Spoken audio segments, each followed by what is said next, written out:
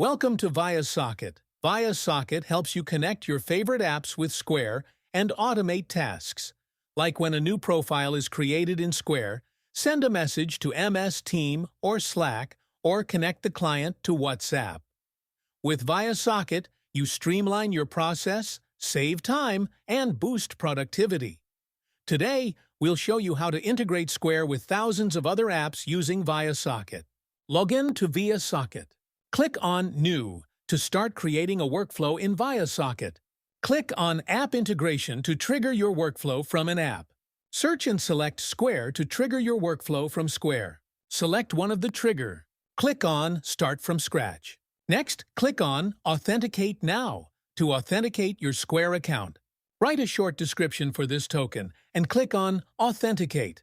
Next, click on Test to get sample data.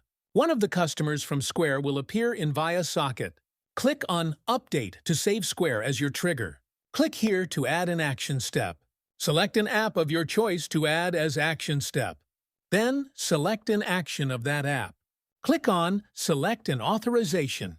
Select from your previous authorizations or add a new authorization.